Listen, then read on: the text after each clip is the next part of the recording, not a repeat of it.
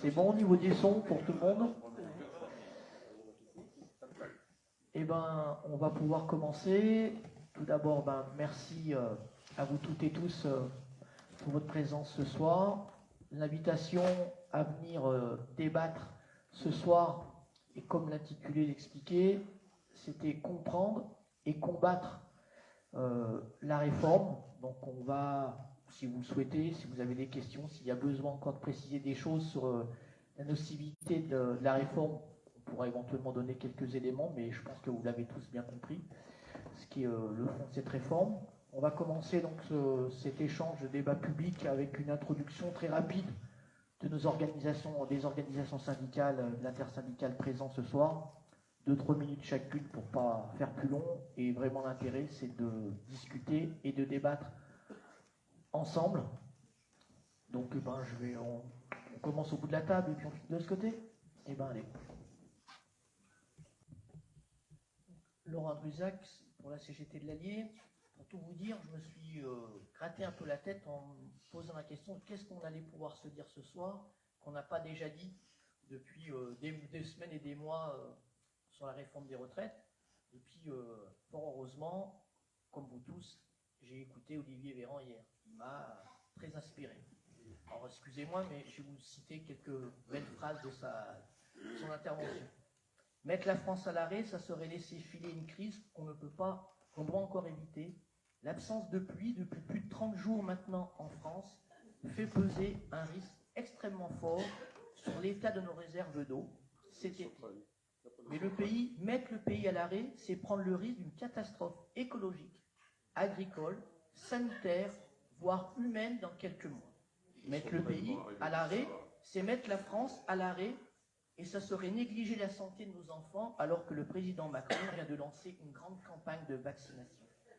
Mettre la France à l'arrêt, ça serait rater le train du futur que notre réseau ferroviaire, qui a tant vieilli, a tant besoin, nos camarades cheminots vont apprécier.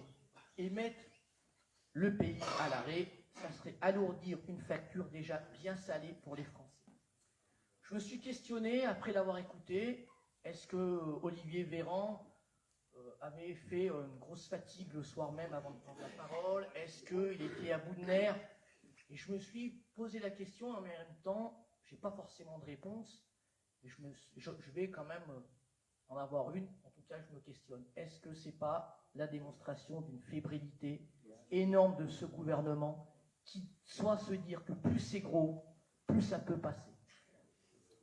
On a l'habitude de dire que la pédagogie, c'est l'art de la répétition. Et plus le gouvernement répète son projet, et plus les Français n'en veulent pas. On l'a tous compris, vous l'avez tous compris. Et en vérité, ça pourrait se résumer en quelques mots. Personne ne veut travailler plus. Personne ne veut travailler 2 ans de plus. Pas parce qu'on est un peuple de feignants, mais parce qu'on se pose une question sur la dimension du travail, mais je ne vais pas développer. Mais parce qu'aussi, une partie des salariés arrivés à cet âge-là, ils ne sont plus dans l'emploi. On donne le chiffre, dans la fourchette de 56 à 64 ans, on dit que 56% de ces gens-là ne sont plus dans l'emploi. Mais quand vous arrivez au-delà de 60 ans, ce chiffre, il tombe déjà à 30%. Ça veut dire quoi? Ça veut dire que les salariés à cet âge-là, ils sont usés, rincés, fatigués, ils ne peuvent plus travailler. Et puis c'est les patrons qui les foutent dehors quand ils décident de dire qu'ils ne sont plus assez productifs. Et en même temps qu'on voudrait faire travailler ces catégories de salariés plus longtemps, on a 4 millions, 5 millions de gens qui tapent à la porte de l'emploi pour un meilleur emploi ou pour être dans l'emploi, travailler plus. Des femmes dont 80% subissent le temps partiel. Donc c'est un non-sens, et ça on l'a tous bien compris. Et on l'a vu, sondage après sondage, le refus est catégorique de cette réforme. Nous l'avons compris, nous les salariés, nous qui travaillons, nous qui sommes ceux qui créons les richesses dans ce pays. Et ils ont beau imprimer, ils ont beau se répéter, ils ont perdu la guerre de l'opinion, la bataille de l'opinion. À nous maintenant de gagner la bataille de la mobilisation, et on a déjà commencé à la gagner. Les premières mobilisations depuis, je n'ai plus la date en tête, je ne suis pas un adepte de toutes les dates, du 19 janvier, on n'a jamais mis autant de monde dans les rues sur les premières journées d'action sur ce sujet. Jamais dans l'histoire de ces 50 dernières années. Et donc ça nous donne de la confiance et de la force pour continuer. On a une intersyndicale, vous l'avez dit tout à l'heure, Gaël l'a dit, la plus large possible, qui est solide. Ils essayent d'enfoncer des coins pour essayer de nous diviser. Ils n'y ont pas réussi. On est clair là-dessus, on ne veut pas travailler 2 ans de plus. On ne va pas se cacher, comme on n'est pas tous dans la même organisation syndicale, on n'a pas tous le même point de vue, on a même des points de désaccord. Mais en tout cas, on a réussi à mettre en avant tout ce qui nous réunit, c'est le refus des 64 ans. Et ça, c'est une force dans ce pays, là où, encore il y a quelques mois, certains expliquaient que les syndicats n'existaient plus, que les syndicats ne pouvaient plus entraîner la masse des salariés. On est en train de faire la démonstration du contraire, même si, il faut être honnête, on n'a pas le monopole de la contestation sociale et d'autres nous aident dans la bataille et c'est tant mieux. Donc maintenant, arrivé à cette étape-là, qu'est-ce qu'il nous faut? Bon, si vous voulez revenir sur des points de détail de la retraite, on peut y revenir. Hein. Il y avait 2 points forts que le gouvernement mettait en avant pour vendre et pour faire accepter qu'on accepte tous de travailler 2 ans de plus. C'était la pension pour tous à 1 200 €. Plus ils nous l'ont expliqué, plus ils ont perdu les Français et plus on a découvert qu'ils avaient menti. Même Dussopt, dans sa crise là, de grande dépression qu'il traverse, a été obligé d'exprimer que ça allait plus que concerner peut-être 10 000, voire 20 000 salariés concernés. Il nous annonçait 2 millions à 3 millions de salariés concernés, ils n'y arrivent plus, on a compris. Ils ont ou menti, ce qui est grave, ou ils étaient incompétents dans leur capacité de calculer. C'est aussi grave quand on est à la tête du pays. Et puis le deuxième point fort de leur retraite, c'était l'index senior. Oui, on va travailler tous 2 ans de plus, il faut faire un effort, il faut faire travailler les seniors. Vous vous rendez compte, un index, ça veut dire aux entreprises, faites attention, on le montre comme ça du doigt, si vous ne faites pas travailler les anciens, vous allez vous faire taper sur les doigts. On a vu ce que ça donnait l'index sur le travail des femmes et l'égalité salariale. Il y a un rapport qui est sorti ce matin, alors ils expliquent de dire qu'il faut aller beaucoup plus loin et que les entreprises sont pénalisées. Tout ça, c'est du flanc. D'ailleurs, le patronat se garde bien de dire grand-chose, ils sont tout à fait contents de la réforme, qui ne les met pas du tout à contribution. Donc tout ça, nous l'avons bien compris, maintenant il faut durcir le mouvement. Et donc c'est l'enjeu des discussions qu'on a ensemble, mais que les salariés doivent aussi débattre, et surtout débattre sur leur lieu de travail. L'intersyndicale, et je terminerai là-dessus, a exprimé ce que moi je pense, vous avez mes cheveux comment cette grisonnance qui montre que j'ai quelques années de syndicalisme, l'appel intersyndical qui dit « nous appelons à mettre le pays à l'arrêt, à durcir le mouvement à partir du 7 mars », moi ça fait 24 ans que je milite, je n'ai jamais eu un appel intersyndical de cette portée et de cette puissance. J'emploie ce mot à dessein, de cette puissance qui dit qu'on veut arrêter le pays. C'est quand même pas rien qu'on soit capable de le dire tous ensemble. Et donc maintenant, une fois qu'on l'a dit, il faut le mettre en œuvre. C'est peut-être le plus dur. Mais en tout cas, moi je suis confiant pour y arriver. On vous donnera quelques éléments de confiance, mais je vous en cite quelques-uns. D'abord, les sondages qui montrent que tout le monde refuse cette réforme. 67% des Français sont favorables au blocage du pays. Et quand on leur demande qui seront responsables du blocage du pays, c'est le gouvernement. On a une multiplication de gens dans les cortèges, vous en faites. Vous êtes des acteurs de ces mobilisations. Je ne sais pas, je ne vais pas parler à la place des autres organisations, mais je pense que c'est pareil. On a des dizaines de milliers de salariés qui poussent les portes des syndicats pour adhérer. Pour nous, la CGT, depuis le 1er janvier, on est à plus de 13 500 salariés qui ont adhéré à la CGT. Juste hier, dans l'après-midi, à l'UD, on a 4 salariés qui ont tapé à la porte de l'UD, qui voulaient savoir comment ils se mettaient en grève, et sur les 4, il y en a 2 qui prennent leur carte à la CGT, et je pense que les autres, c'est aussi ça pousse.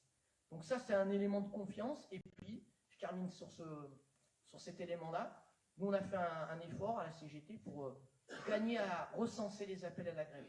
Au moment où on se parle, on a 80 entreprises qui appellent à la grève dans le département.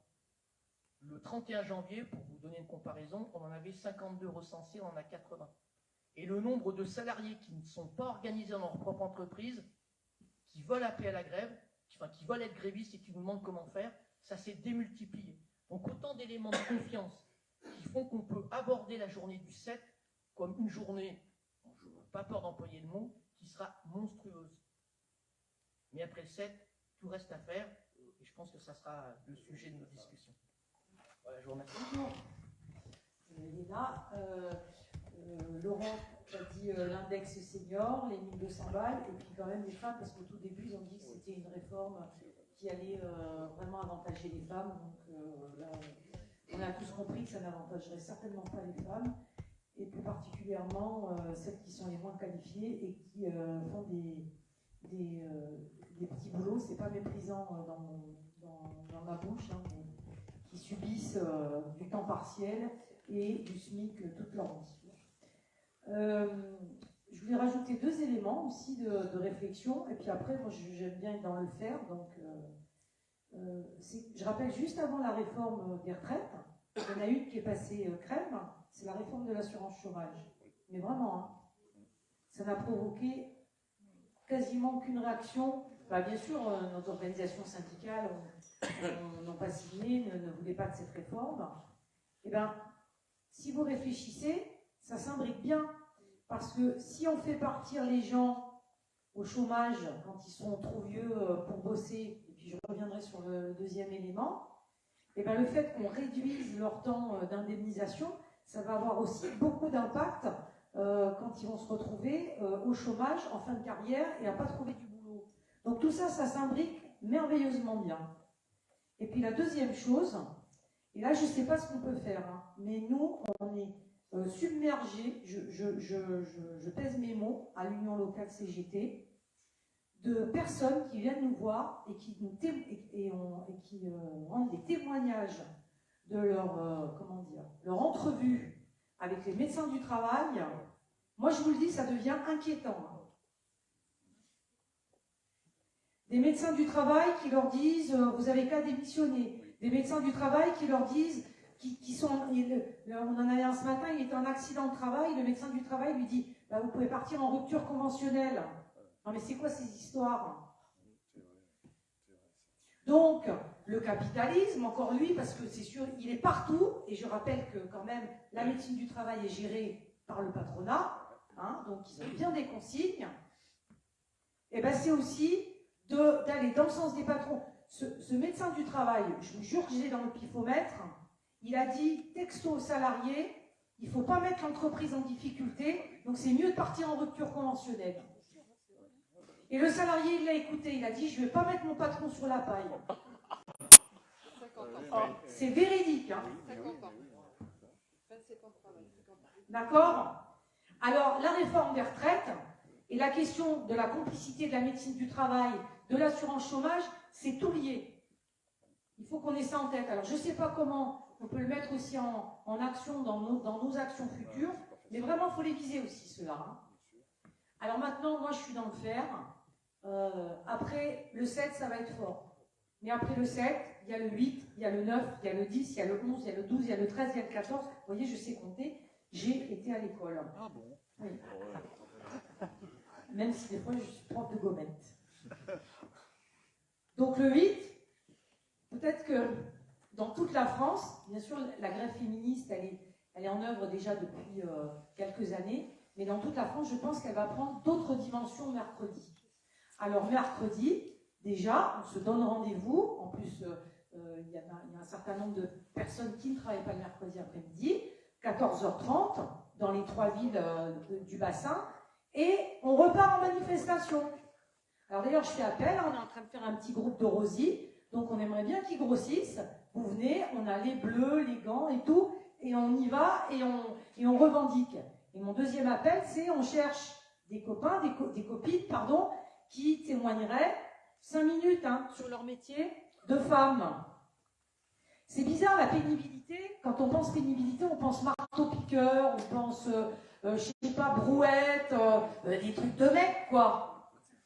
Ouais, sauf que les femmes, elles font des travaux de force. Hein. Quand vous avez une aide à domicile qui n'est pas équipée et qui doit faire une toilette à un monsieur ou une dame handicapée, etc., je m'excuse, hein. C'est des travaux de force. Voilà. Ensuite, je peux finir d'intervenir. Voilà.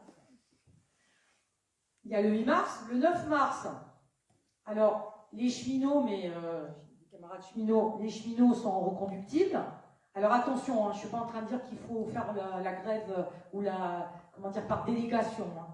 Mais comme ils sont reconductibles, eh bien allons dans les endroits où il y a des reconductibles qui sont en train de se construire.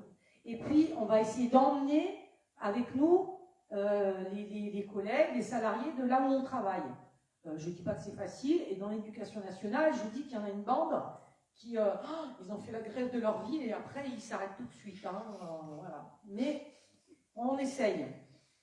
Et donc nous, le 9, à la CGT, on appelle à venir à la gare. Déjà en soutien aux cheminots qui sont reconductibles, et puis on pourra peut-être aller un petit peu plus loin que devant la gare. Voilà. Et puis il y a aussi les camarades d'EDF qui sont reconductibles. Donc si les camarades d'EDF eh bien, décident d'une action, eh bien, il faut aussi qu'on soit très nombreux quand ils nous appelleront. C'est peut-être bientôt, je ne sais pas. Et puis vendredi, eh bien, si Safran est toujours en blocage, pourquoi on n'irait pas tous à Safran? Et puis, Dunlop parle de la reconductible, eh bien, pourquoi? Après, tout ça, ça se construit avec les salariés et les copains dans les bases. Et puis, ça peut être chez Amis, et puis chez Pigrenier, et puis etc. Je parle du bassin de Montluçon, hein, bien sûr, mais à la dimension de l'Allier. Il faudrait que chaque jour de ces putains de semaines qui arrivent, on fasse quelque chose. Mais vraiment. Et puis qu'on amène petit à petit, par la grève, nos collègues. Ça, c'est le plus important. Voilà, donc c'est pas des incantations, parce qu'on essaye vraiment de mettre en œuvre ce qu'on dit. Des fois, c'est pas facile, parce qu'on a l'impression d'être un petit peu tout seul pour distribuer des tracts, pour mettre en œuvre. Mais on continue et on y va. Voilà, c'est tout ce que j'avais à dire. Il y a quelqu'un qui veut lever la main là-bas. Pascal, là. Vous l'avez compris, notre détermination, elle est entière. On l'a écrit, et quand on écrit les choses, on dit ce qu'on fait, on fait ce qu'on dit, on continue jusqu'au retrait de cette réforme. Voter ou pas voter. D'autant plus que le gouvernement a fait le choix d'un objet législatif un peu particulier pour aller au bout, qui n'est pas sûr qu'il pourra gagner jusqu'au Conseil constitutionnel. Et on ne va quand même pas tout à fait faire confiance qu'au Conseil constitutionnel pour l'emporter. Donc on est déterminé à aller jusqu'au bout, et on a en vérité la détermination qui est là. On a aujourd'hui la capacité, les forces pour l'emmener. Il faudra que tout le monde s'y mette. On a plein d'idées. Elle vient de le répéter. On a préparé, on n'a pas le temps de le faire parce qu'on a un peu bousculé, mais des petites affichettes pour aller mettre dans tous les commerces, soutien aux mobilisations, vous baissez les rideaux. Il faut juste qu'on ait des bras pour aller les mettre dans les commerces, faire le tour de tous les commerces. Donc on est, prenez ça comme un appel. On a besoin de bras pour aller faire les commerces. On a besoin de bras pour distribuer les tracts partout. Nous, dans les entreprises où on est présent, le travail est fait, mais le syndicalisme n'est pas présent dans toutes les entreprises. Il y a plein de salariés qui n'ont pas de syndicat en face d'eux. Ben, tapez à la porte de nos organisations respectives, venez chercher les paquets de tracts, allez distribuer. Bon, ça nous coûte cher en tracts, hein, mais en tout cas, il y a une entreprise qui fait de l'argent, c'est les imprimeurs en ce moment, et puis les vendeurs de cartouches d'encre et de papier. Mais voilà, mais ça ne va pas nous arrêter. On a besoin de tout le monde pour aller la gagner, cette bataille. Mais comme tu viens de le dire, on a d'autres exemples dans l'histoire qui ont montré qu'une loi votée n'a pas été au bout. Et ben, même si en vérité, on ne sait pas tout à fait où le gouvernement va aller. On a les analyses du texte de loi. Ça peut aller jusqu'au 30 mars, mais ils peuvent essayer de trouver quelques arnaques dans les tiroirs pour aller encore plus vite. Mais quoi qu'il arrive, on est déterminé à aller jusqu'au bout. Après, voilà, on ne clôt pas le débat s'il y a des interrogations, des questionnements. Voilà, le 7, alors, on est ici sur le bassin de Montluçon, donc c'est ici que ça va se jouer, qu'on va en être acteur. Et partout en France, il y a des milliers de lieux de rassemblement qui s'organisent. Erwan, tu le disais. On l'a nommé comme ça, il ne faut pas le réduire qu'à ça. Et on a un mouvement des sous-préfectures et préfectures, mais en tout cas, on a des endroits où on se mobilise au plus près des lieux de vie, et ça, c'est pas tout le temps fréquent. Donc, il faut le souligner. Et je terminerai en tout cas là-dessus. Mais tout ça, ça ne se construit pas dans un... Pour reprendre une expression beaucoup entendue en 68, je n'étais pas né, mais c'est pas un coup de tonnerre dans un ciel serein, ce qui arrive. C'est les suites d'une colère profonde qui est dans le pays. Suite aux dizaines et dizaines d'années, on a pris des coups et qu'on a essayé de... On a bien essayé d'y répondre, mais on a continué d'en prendre. Et aujourd'hui, peut-être que le moment est venu de dire stop. Ça sera la réforme de trop. La colère est profonde dans ce pays. La jeunesse se voit sans horizon. On leur interdit l'accès au travail. On leur explique que les ressources, on est en train de détruire la planète dans laquelle ils vont devoir vivre. Les anciens se voient contraints de venir en aide à leurs propres enfants qui n'y arrivent plus. On ne peut pas se résoudre, moi en tout cas je ne me résoudrai pas à dire que mon fils va vivre moins bien que j'ai pu vivre, ou que mes parents ont pu vivre. On ne peut pas se résoudre à ça dans une planète qui n'a jamais généré autant d'argent. Après, on peut se poser la question, hein. On ne va pas faire de l'alpha et l'oméga d'une société en bonne santé, les milliards que génère une production, mais il y a de l'argent pour tout faire aujourd'hui. Donc arrêtons de nous faire croire qu'il n'y a pas d'autre solution. En tout cas, nous, on est déterminés à mener la bataille et à gagner.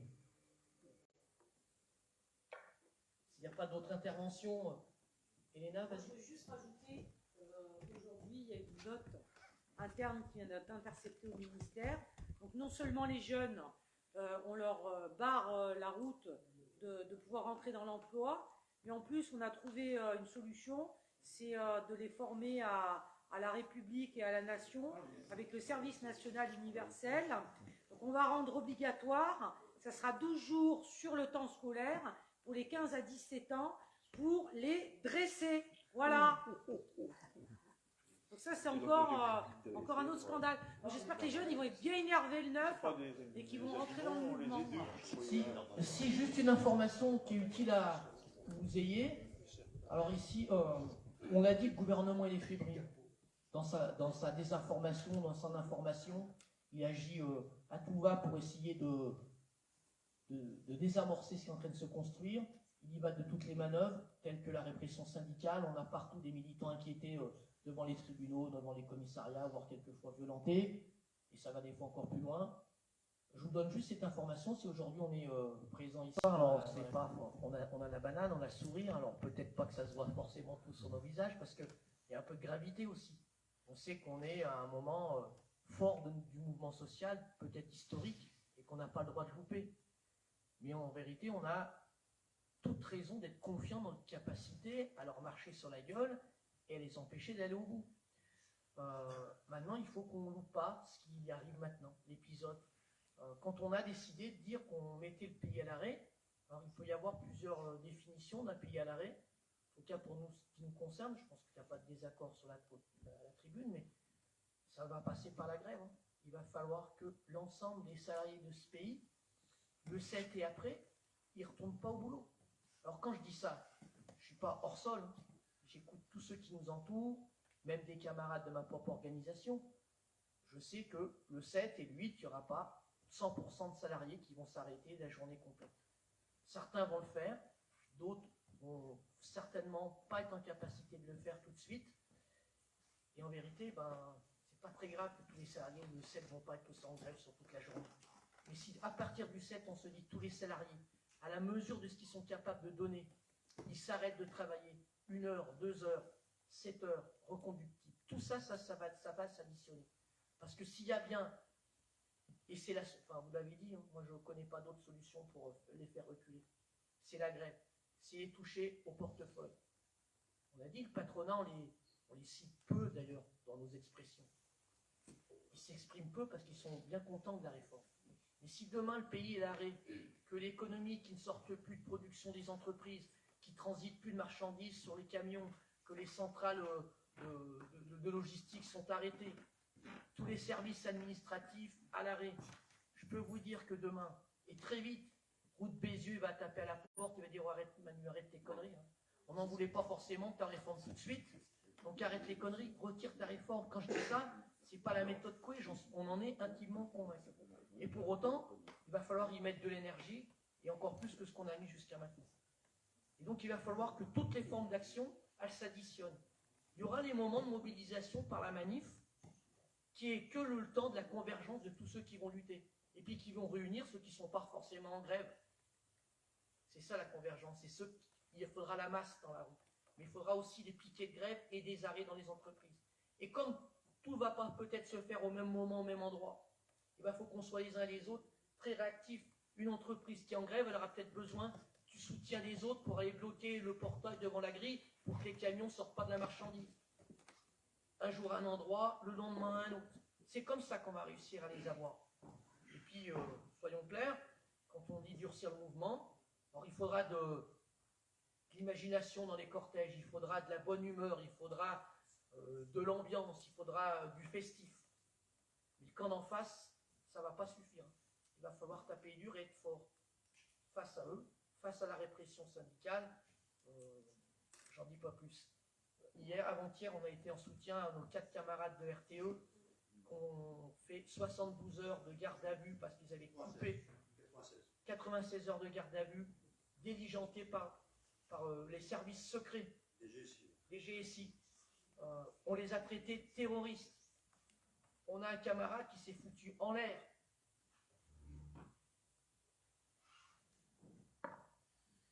Excusez-moi. C'est ça la répression syndicale. Donc on va l'avoir en face de nous. Il va falloir qu'on serre les coudes, les camarades, et qu'on y aille à la bataille. Et on a plein d'idées. Des festifs et des un peu moins. Il faudra qu'on soit sur toutes.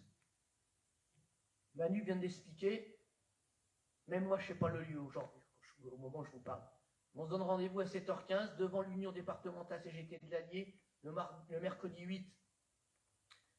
Et on va faire un peu plus que du festif sur cet instant. On va aller frapper un grand coup parce qu'il y aura besoin de ça.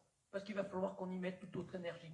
Parce que ce qui est en train de se passer dans le pays, alors quelquefois dans l'excès, en 2020, moi je disais dans des cortèges de manifs, c'est à la vie, à la mort. Pas au sens propre, hein, bien sûr, mais c'est système de société contre système de société. Et si nous marchons sur la figure, sur cette réforme des retraites, les camarades, je ne sais pas comment on va pouvoir rebondir après. Et comme on est fort dans cette période, comme on est optimiste dans cette période, il faut qu'on y aille tous et maintenant. Et là, moi, je suis confiant, même si, excusez-moi de l'émotion, mais je suis confiant dans notre capacité de notre camp à gagner cette bataille des retraites. Et si on gagne cette bataille des retraites là, parce que notre camp a besoin de victoire, tout le reste peut venir. On tire la pelote et tous les enjeux une autre société, on peut la construire avec d'autres, mais c'est l'instant, il est historique et il ne faut pas qu'on le loupe. Surtout qu'on a